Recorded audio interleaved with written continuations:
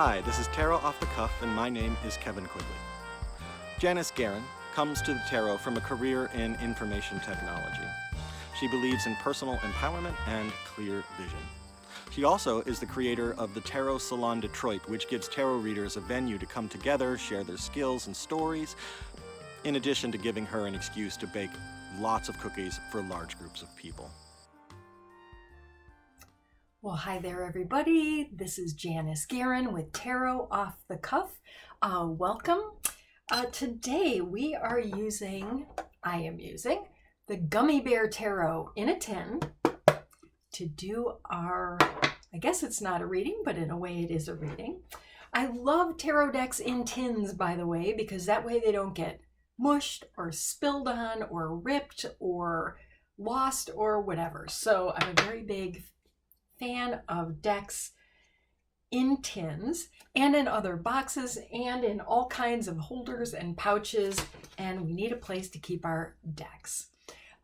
Without further ado, let me zip to our card. All right, I'm gonna shuffle up 3 times. We'll pull this at random. Let's see.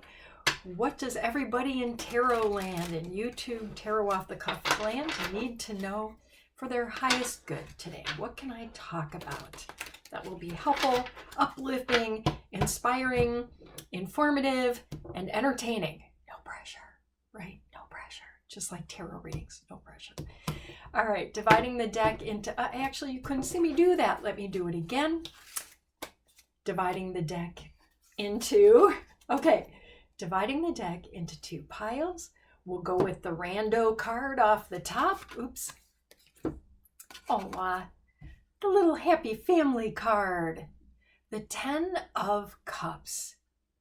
2 adults, in theory, dancing, happy, enjoying the rainbow. Their 2 little kids dancing around, enjoying the rainbow. This reminds me of a Skittles commercial. Enjoy the rainbow, taste the rainbow. Boy, what to talk about there?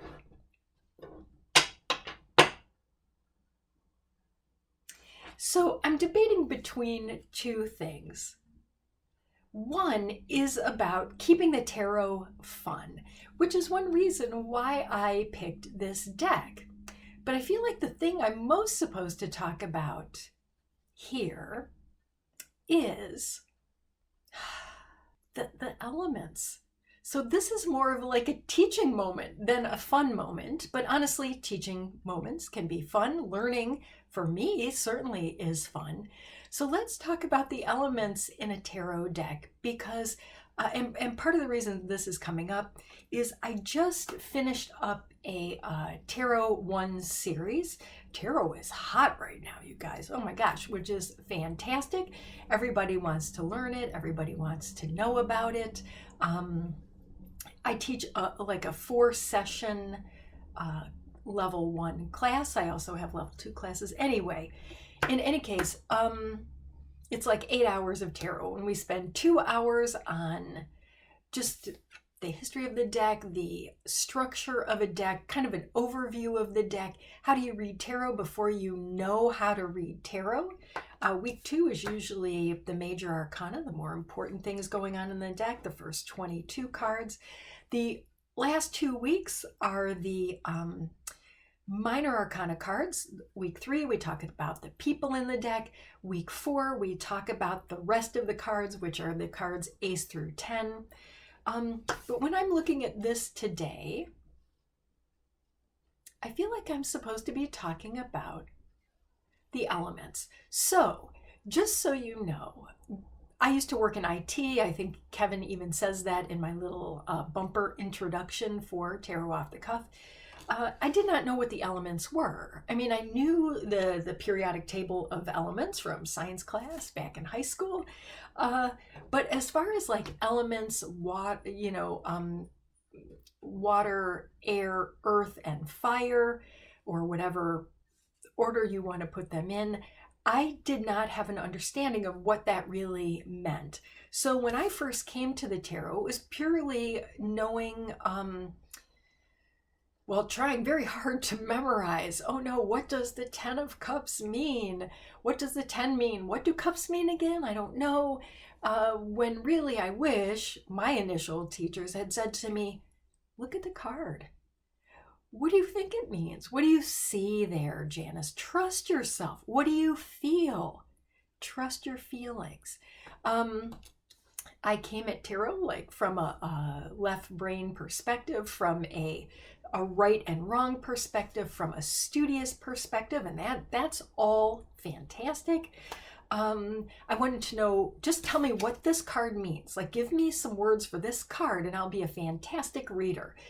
Well, there's a lot more to tarot reading than just like key words. And part of that is the elements.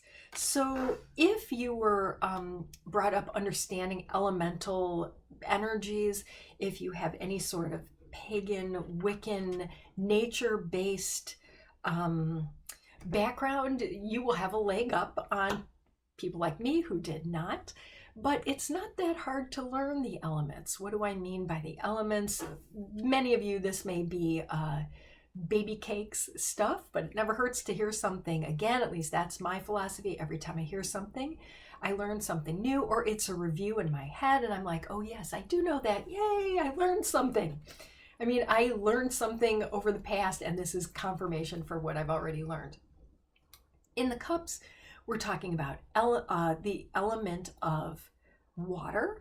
Water has to do with emotion in the deck. And that's interesting. I kind of said emotion instead of emotion, which is how you pronounce it.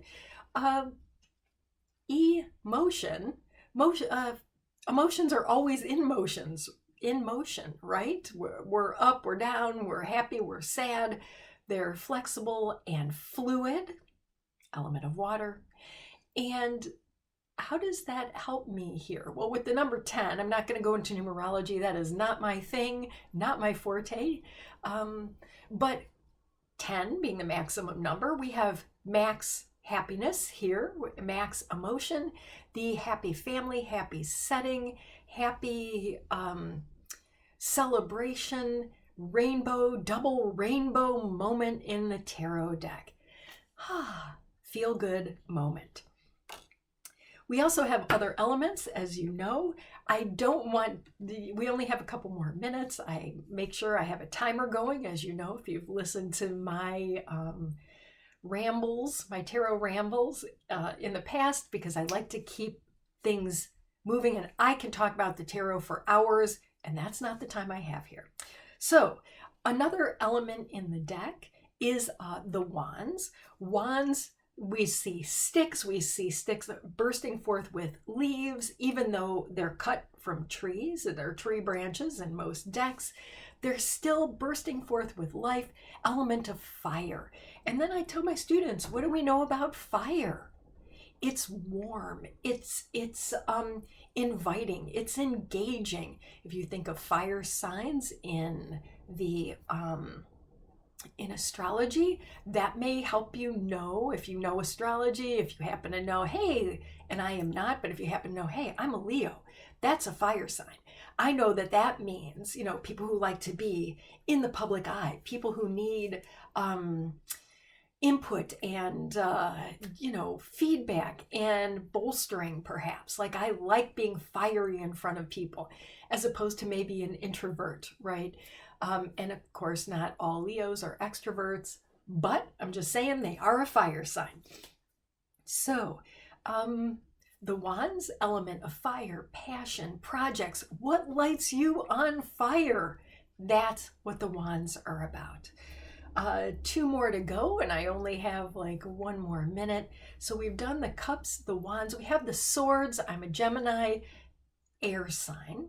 Swords, element of air. It took me a while to understand, like, what does a sword have anything to do with air? What does thought have anything to do with air? However, my thoughts can change like the breeze. They can, honestly. And I tend to think of our thoughts as double-edged swords because I absolutely need my brain and my logic to get me where I need to go in life. Certainly to get my taxes done, I need that left brain. But Sometimes, oh my goodness, I can drive myself nuts with my thoughts. They can keep me up at night. They can be racing. So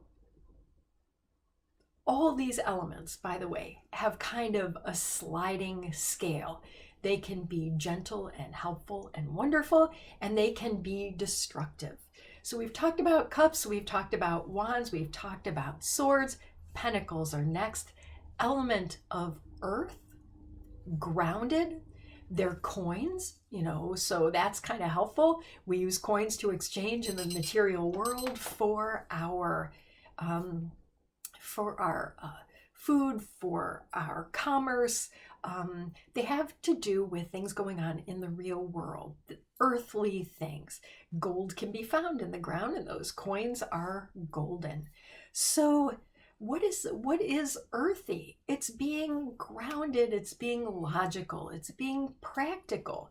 On the negative end, it could be like being a stick in the mud and trudging forward slowly. So if this is a new concept to you, I encourage you to look into it. It will help you understand the cards better. If this is old hat for you, good job, congratulations. It absolutely will add to your understanding of each individual cards and the reading. And then we can all celebrate our tarot elemental successes. And that's how I'm wrapping it up today. Thank you for being here. Janis Garan with Tarot Off the Cuff. Hope to talk to you soon. All right. Bye, everybody. Tarot on. Hi, thanks for watching. This is Kevin Quigley with Tarot Off the Cuff. If you can take a second, click the subscribe button down below. That'll let you know when a new video is posted and you might want to jump over and watch it. If you hit the thumbs up for the videos that you really like, that will help spread the word so new people will find Tarot Off the Cuff in their feed, and that helps the channel grow. That would be great. And if you got a question or a comment, positive or negative, whether you agree or disagree, or if you want to add information or your own take on a particular card or a particular topic, put a comment down below. We would love to hear from you. Thanks so much.